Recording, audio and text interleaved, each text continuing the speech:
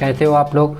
हम लोगों ने पिछले लेक्चर में चैप्टर 5 में पार्ट 5 में हम लोगों ने हिमांक अवनमन के बारे में देख लिया था। हम लोग अणुसंख्यक गुणधर्म देख रहे थे। तो उसका 4th हेडिंग है मेरे पास परासरण दाब। तो हमने 1, 2, 3 जो पार्ट बनाए उनको आप लोग देख लीजिएगा। तो चलिए हम लोग आज स्टार्ट करते हैं परासरण दाब। तो परासरण दाब हम लोग स्टार्ट करें तो उससे पहले अगर आप चैनल पे पहली बार आए हैं तो चैनल को सब्सक्राइब कर लें और बेल आइकन को प्रेस कर लें। तो चलिए हम लोग देखते हैं परासरण दाब। तो परासरण शब्द एबी नोलेट ने दिया, किसने दिया था? एबी नोलेट ने दिया, जिसका तात्पर्य धक्का देना होता है। क्या देना होता है? धक्का देना। मतलब परासरण का मतलब होता है धक्का देना, मतलब किसी चीज़ को धक्का देना। ठीक है। अर्धपारगम्य झिल्ली द्वारा विलायक के कणों का अधिक संख्या से कम संख्या की ओर गमन। मतलब जो क्या है अर्धपारगम्य झिल्ली द्वारा क्या होता है? विलायक के कणों का अधिक संख्या से कम संख्या की ओर गमन। मतलब अधिक संख्या जहाँ पे होगी उसको किस तरफ जाएगी? कम संख्या की तरफ ये गमन करते हैं। क्या कहलाता है? ये परासरण कहलाता है। ठीक है। क्या कहलाता है? ये परासरण कहलाता है। चलिए इसकी हम दूसरी डेफिनेशन देख लेते हैं। दूसरी डेफिनेशन क्या है? अर्धपारगम्य झिल्ली द्वारा विलायक के कणों का कम सांद्रता से अधिक सांद्रता की ओर गमन परासरण कहलाता है। ओके, तो आप ये डेफिनेशन भी लिख सकते हैं। अगर आपको ये अच्छी नहीं लग रही है तो आप फिर एक तीसरी डेफिनेशन और है, वो लिखिए। वह द्रव स्थैतिक दाब जो अर्धपारगम्य झिल्ली से विलायक के कणों के गमन को रोक सकता है। क्या कहलाता है? परासरण दाब कहलाता है। या तो आप ये डेफिनेशन दे दीजिए या ये दे दीजिए, या इससे पहले मैंने भी जो दिखाई थी वो डेफिनेशन दे। आप तीन में से एक डेफिनेशन कोई सी भी लिख सकते हैं। तो यह दाब विलयन की सतह पर लगाया जाता है तथा इसे पाई, ये क्या बना है यहाँ पे? पाई से प्रदर्शित करते हैं। मतलब इसको हम लोग पाई द्वारा डिनोट करते हैं। ओके, चलिए आगे हम लोग देखते हैं। नंबर 1 मेरे पास है यहाँ पे प्रतिलोम परासरण। प्रतिलोम परासरण क्या होता है उसको हम लोग देख लेते हैं। तो प्रतिलोम परासरण यह परासरण के विपरीत क्रिया होती है जिसमें दाब लगाकर विलायक के कणों के गमन को कम संख्या से अधिक संख्या की ओर किया जाता है। मतलब यहाँ से जो कम होगा उसको हम किधर भेजेंगे? अधिक संख्या की तरफ भेजेंगे। जैसे समुद्र जल के बिलवड़ीकरण में। तो समुद्र जल का होता है जो बिलवड़ीकरण में जो किया जाता है, समुद्र जल को एक तरफ खींचा जाता है ना। समुद्र जैसे होता है तो कम जहाँ पे होता है कम, तो अधिक संख्या को जैसे कम जैसे बाहर निकल आता है पानी तो उसको पीछे बाइपर, जैसे बाइपर तो कोई काम हो जैसे पानी फैला हुआ उसको बाइपर से इकट्ठा करते हैं ना। तो वैसे जैसे समुद्र से जल बाहर आता है उसको पुनः वापस समुद्र में ही जाना कहलाता है ये बिलवड़ीकरण। चलिए आगे हम लोग देख लेते हैं विलय के अणुभार की गणना। तो विलय के अणुभार की गणना हम लोग कैसे करें? तो हम आदर्श गैस समीकरण से। तो आदर्श गैस समीकरण होता है PV बराबर NRT। ये आदर्श गैस समीकरण होता है PV बराबर NRT। तो यहाँ पे P कितना है? परासरण कितना है मेरे पास? पाई। तो पाई B बराबर कितना हो जाएगा? NRT। तो यहाँ से अगर हम लोग पाई की वैल्यू लगाएंगे तो कितना निकला है? NRT upon B। तो यहाँ पे N अपॉन जो B होता है, ये N अपॉन B ये होता है मोल प्रति लीटर, और इसको हम लोग बोलते हैं सांद्रता। क्या बोलते हैं हम उसको? सांद्रता बोलते हैं। तो इसे हम C, तो N अपॉन B बराबर ये हो जाएगा C। तो यहाँ पे हम लिखते हैं पाई बराबर CRT। तो हम लोग यहाँ पे क्या लिखेंगे? पाई बराबर CRT भी हम लोग लिख सकते हैं। ठीक है फ्रेंड्स, चलिए आगे देखते हैं हम लोग। और जो स्मॉल n दिया गया, स्मॉल n बराबर होता है स्मॉल m अपॉन W, मतलब मात्रा बटे अणुभार। तो n की जो वैल्यू है वो क्या है? मात्रा बटे अणुभार है। तो यहाँ पे हम लोग रखेंगे पाई बराबर m upon W RT upon B। तो इसको हम लोग वैल्यू पुट कर लेंगे। चलिए और हम लोग देख लेते हैं यहाँ पे हमको क्या मिलता है। यहाँ से अगर हम W की वैल्यू निकालें इसको मिलता है तो ये W बराबर होगा MRT अपॉन में पाई B। पाई यहाँ पे क्या है? परासरण दाब है। चलिए क्वेश्चन हम लोग देख लेते हैं। तो क्या है? 200 सेंटीमीटर क्यूब आयतन में 1.26 ग्राम प्रोटीन का 300 केल्विन ताप पर मोलर द्रव्यमान जो मोलर द्रव्यमान बताइए यदि विलयन का परासरण दाब 2.57 गुणा 10⁻³ बार है और आर की वैल्यू हमको दे रखी है 0.0821। तो यहाँ पे विलय की मात्रा कितनी होगी 1.26 ग्राम दी गई हमको, और विलयन का आयतन कितना दिया 200 ग्राम। विलयन का आयतन कितना है 200 ग्राम दिया गया, और पाई बराबर मतलब परासरण दाब हमको कितना देखा 2.57 गुणा 10⁻³ बार। तो यहाँ पे आर बराबर हमको जो वैल्यू देखी 0.0821 दे रखी है, हमको क्वेश्चन में गिवन थी, और टी बराबर हमको दे रखा 300 केल्विन ताप दे रखा। तो यहाँ से हम लोग बाहर निकालना, तो डब्लू बराबर क्या होगा m/t/πv। तो हम लोग वैल्यू पुट करते हैं, m की वैल्यू कितनी है 1.26, तो 1.26 इंटू आर की वैल्यू 0.0821 इंटू टी की वैल्यू 300 अपॉन पाई की वैल्यू 2.57 गुणे 10⁻³ इंटू कितना हो जाएगा 200। तो इसका जब हम लोग सलूशन करेंगे, कैलकुलेशन करेंगे, तो मेरा आंसर निकल आएगा डब्लू बराबर 61.01। तो इसको आप लोग कैलकुलेट कर लीजिएगा। ओके फ्रेंड्स, चलिए आगे हम लोग देख लेते हैं। अगला क्वेश्चन है मेरे पास 0 डिग्री सेंटीग्रेड ताप पर 5% यूरिया के परासरण दाब की गणना कीजिए। मतलब हमको यूरिया के परासरण दाब की क्या करनी है, गणना करनी है। यहाँ पे आर बराबर हमको दे 0.0821 दे रखा, और यूरिया का जो फार्मूला होता है वो होता है NH2CO NH2। ये यूरिया का सूत्र होता है। चलिए हम देख लेते हैं। यूरिया की मात्रा कितनी दी गई हमको 5 ग्राम दी गई है, और विलयन की मात्रा कितनी 100 होती है। कोई भी विलयन हो उसका हमेशा 100 विलयन होता है, मतलब 100 होता है, ठीक है। तो टी बराबर कितना दे रखा, टेम्परेचर 0 डिग्री दे रखा, तो मतलब 273 केल्विन दे रखा हमको यहाँ। आर की वैल्यू हमको गिवन है 0.0821। तो फार्मूला क्या होता है, पाई बराबर होता है m/t/WB। तो हम लोग यहाँ पे वैल्यू पुट करते हैं, तो एम की वैल्यू कितनी है 5, आर की वैल्यू 0.821 इंटू 273, डब्लू की वैल्यू कितनी है 60, और इंटू बी की वैल्यू आयतन कितना दिया गया था 100।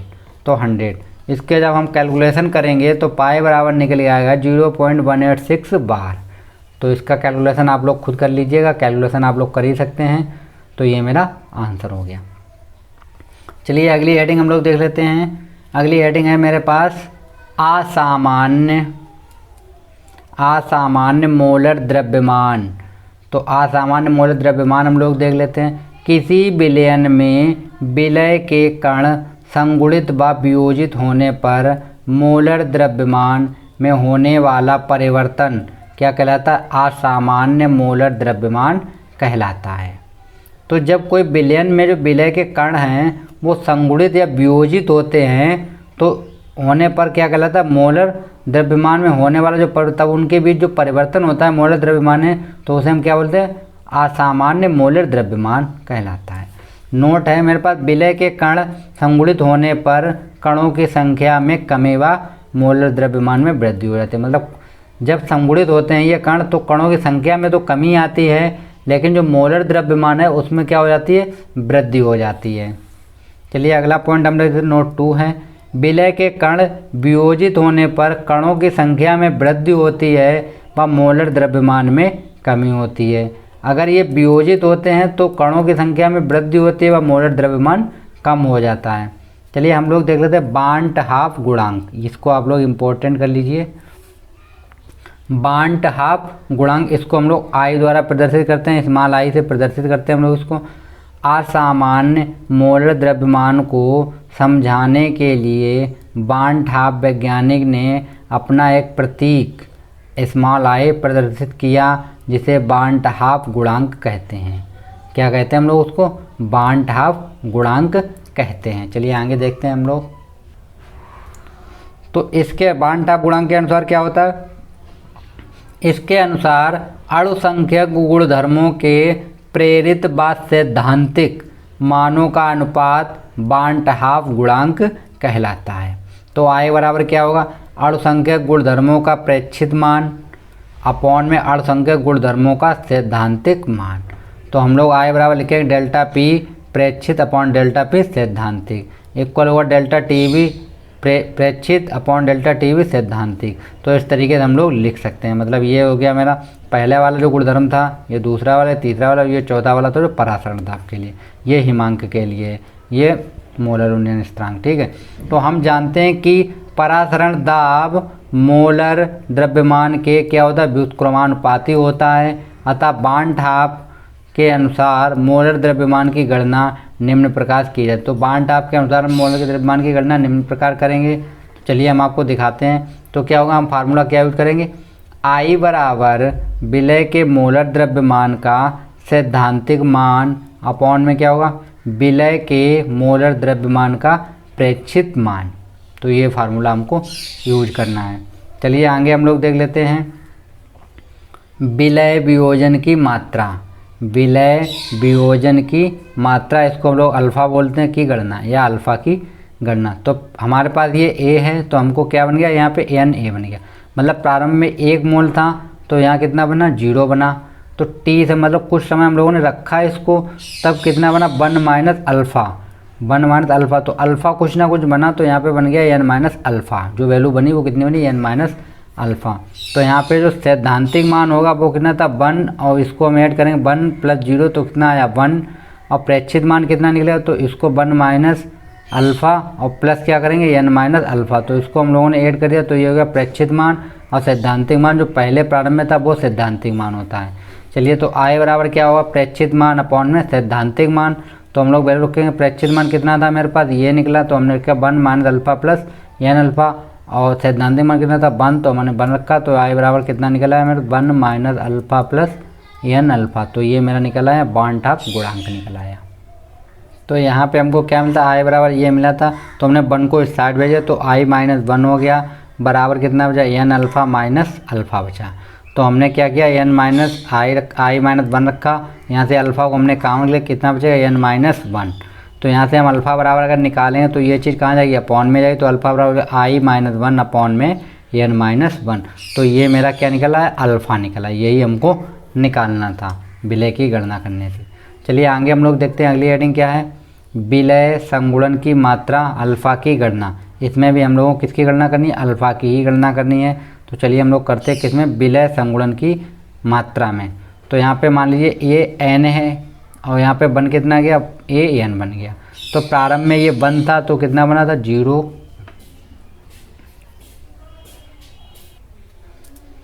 तो हम लोग देखते हैं विलय संगुणन की मात्रा अल्फ़ा की गणना। अभी हम लोग क्या है, विलय वियोजन की मात्रा की गणना की थी हमने अल्फ़ा के लिए। अब हम लोग देंगे विलय संगुणन के लिए। तो चलिए हम लोग देखते हैं, यहाँ पे क्या एन ए, तो क्या बना, 1 ए एन बन गया। तो प्रारंभ में ये कितना था, 1 था, तो लेकिन ये कितना बना, 0 बन गया तुरंत। मतलब प्रारंभ में कुछ नहीं बनेगा, लेकिन कुछ टी समय बाद, मतलब कुछ समय हमने इसको रखा, तब क्या बनेगा, ये 1 माइनस अल्फ़ा। तब ये कितना बनेगा, अल्फ़ा बाई एन बना। तो यहाँ पे सैद्धांतिक मान कितना होगा, 1 प्लस इसको ऐड करेंगे, कितना 1 + 0 इक्वल कितना निकला है, 1। तो प्रेक्षित मान क्या होगा, तो इसको और इसको हम लोग ऐड कर देंगे, तो कितना होगा, 1 माइनस अल्फ़ा प्लस कितना हो जाए, अल्फ़ा बाई एन। तो ये हो गया प्रेक्षित मान। तो I बराबर क्या होता है, प्रेक्षित मान अपॉन में सैद्धांतिक मान। तो प्रेक्षित मान कितना था मेरे पास, ये निकाला हमने 1 minus alpha plus alpha by N. तो 1 minus alpha plus alpha by N. और सैद्धांतिक मान प्रेक्षित मान कितना था, 1, तो हमने 1 रख दिया। चलिए आगे हम लोग देखते हैं। फिर I बराबर इसको हम लोग कैलकुलेशन करेंगे, तो ये क्या होगा, एन एल, पहले हमने इसको ले लिया 1 minus alpha plus alpha by N, ये I बराबर निकल आया। तो इसको हम लोग सलूशन करेंगे, तो इसका हम क्या लेंगे, एलसीएम लेंगे। तो एलसीएम लेंगे, जो एलसीएम एन आएगा उसको हमने किस साइड भेज दिया, इस साइड भेज दिया। तो कितना हो, एन आई बराबर हो जाएगा N minus N alpha plus alpha हो गया। तो हम लोग यहाँ से क्या देते हैं, इस एन को हम लोग इस साइड भेज देते हैं। तो ये क्या हो जाएगा, एन आई माइनस एन बराबर ये हो जाएगा, यहाँ से हम लोग अल्फ़ा को कॉमन कर लेंगे, तो हो जाएगा 1 माइनस एन। तो हम लोग को अल्फ़ा की वैल्यू निकालें, तो इसको हम लोग कहाँ भेजेंगे, अपॉन में भेजेंगे। तो अल्फ़ा बराबर हो जाएगा, यहाँ से एन कॉमन हो जाएगा, तो जो I minus 1 upon 1 minus N. तो ये मेरा सूत्र निकल आया।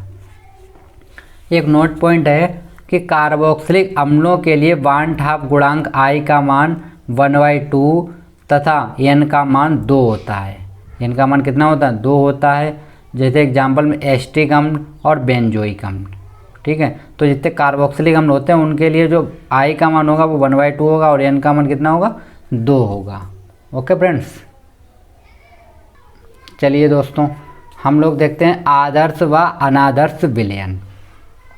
तो आदर्श विलयन क्या होते हैं, जब विलय कामा विलायक विलायक आकर्षण का मान विलय विलायक के आकर्षण के बराबर होता है तो उसे हम लोग क्या कहते हैं, आदर्श विलयन कहते हैं। क्या कहते हैं, हम उसे आदर्श विलयन कहते हैं। आदर्श विलयन की शर्तें होती हैं कुछ, तो हम देखते हैं। नंबर 1 क्या है मेरे पास, नंबर 1 है यह विलयन राउल्ट, ये राउल्ट लिखा है, ठीक है, राउल्ट के नियम की पालना करता है। क्या करता है, ये पालना करता है या पालन करता है। नंबर 2 आयतन परिवर्तन डेल्टा बी का मान शून्य होना चाहिए। जो आयतन परिवर्तन है डेल्टा बी का मान कितना होना चाहिए, शून्य होना चाहिए। एंथैल्पी परिवर्तन डेल्टा एच का मान शून्य होना चाहिए, मतलब इसका भी मान कितना होना चाहिए, शून्य होना चाहिए। चलिए उदाहरण ले लेते हैं हम लोग। उदाहरण मेरे पास है नंबर हेक्सेन प्लस हेप्टेन, मतलब हेक्सेन और हेप्टेन का विलयन हो, बेंजीन और टाइलुइन का विलयन हो, CH3OH प्लस C2H5OH का हो, क्लोरोबेंजीन प्लस ब्रोमोबेंजीन हो, तो C2H5Cl या C2H5Br हो, CCl4 या प्लस CiCl4 का हो।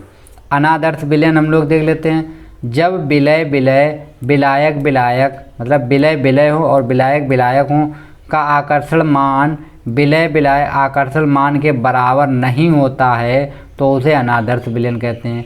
अगर बराबर होता है तो आदर्श विलयन, बराबर नहीं होता है तो अनादर्श विलयन। इसकी भी कुछ शर्तें होती हैं। यह राउल्ट के नियम का पालन नहीं करता है। नंबर 2 यह आयतन परिवर्तन शून्य नहीं होता है, इसका जो आयतन परिवर्तन है डेल्टा एच वो शून्य नहीं होता डेल्टा बी, और एंथैल्पी परिवर्तन शून्य नहीं होता। तो ये थे मेरे पास आदर्श और अनादर्श विलयन की डेफिनेशन। अनादर्श विलयन में विचलन, हम लोग अनादर्श विलयन में विचलन को देख लेते हैं। क्या होता है, देखो इस विलयन में आकर्षण बलों के आधार पर 2 प्रकार के विचलन पाए जाते हैं। मतलब आकर्षण बलों के आधार पर कितने प्रकार के, 2 प्रकार के विचलन पाए जाते हैं। तो नंबर 1 है मेरे पास ऋणात्मक विचलन। तो ऋणात्मक विचलन को हम लोग देख लेते हैं। क्या होता है, जब विलय विलय या विलायक विलायक आकर्षण का मान विलय विलायक आकर्षण से कम होता है तो उसे हम लोग क्या कहते हैं, ऋणात्मक विचलन कहते हैं। जब ये कम होता है तो क्या कहलाता है, ऋणात्मक विचलन कहलाता है। इस विचलन में वाष्प दाब का मान घट जाता है। क्या होता है, घट जाता है। उदाहरण है मेरे पास CH3 का होल्ड है CO, इसको बोलते हैं हम एसीटोन, प्लस CH3CHCl3 इसको बोलते हैं हम लोग क्लोरोफार्म।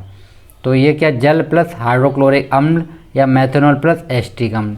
तो यहाँ पे एक है एसीटोन प्लस C6H5, ये बन जाए एनलीन होता है, इसको बोलते हैं NH2 को क्लोरोफार्म, ओके। और C6H5 तो ये होता है बेंजीन और ये होता है क्लोरोफार्म, ओके। चलिए आगे हम लोग देख लेते हैं। धनात्मक विचलन होता है, धनात्मक जब विलय विलय और विलायक विलायक आकर्षण का मान विलय विलायक आकर्षण से अधिक होता है, कम था तो ऋणात्मक, अधिक है तो धनात्मक होता है, तो उसे हम लोग क्या, धनात्मक विचलन कहते हैं। इस विचलन से वाष्प दाब का मान बढ़ जाता है, अतः acetone plus carbon dioxide carbon disulphide CH2 तो क्या होगा, और एसीटोन प्लस ईथर होता है, ROR होता है समूह, एसीटोन प्लस एथेनॉल होता है, या मेथेनॉल प्लस जल होता है, या मेथेनॉल प्लस CCl4 होता है, या एथेनॉल प्लस जल होता है। चलिए आगे हम लोग देख लेते हैं द्रव द्रव वाष्प दाब। तो हम लोग देखते हैं द्रव द्रव वाष्प दाब।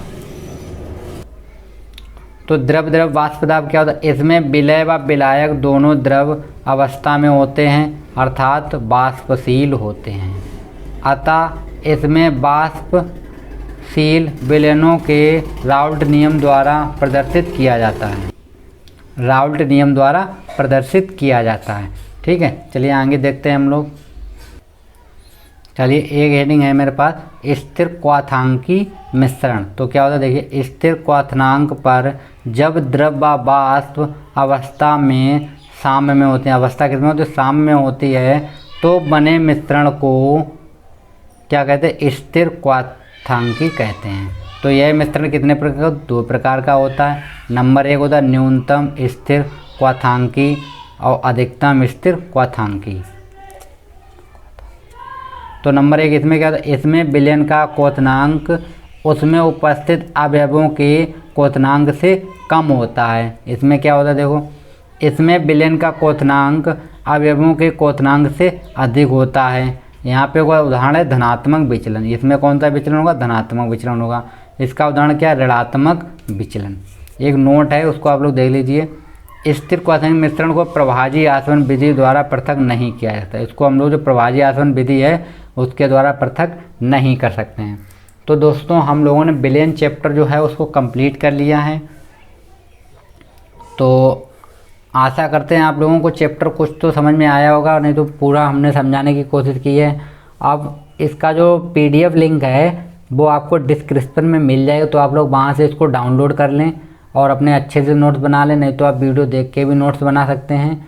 और अगर वीडियो देख के आप लोगों को कहीं पर डाउट होता तो आप लोग हमसे पूछ सकते हैं। तो आप लोगों को ये PDF जो है डिस्क्रिप्शन में मिल जाएगी, तो आप लोग वहाँ से इसको डाउनलोड कर लें और अपने दोस्तों में शेयर कर दें। Thank you friends.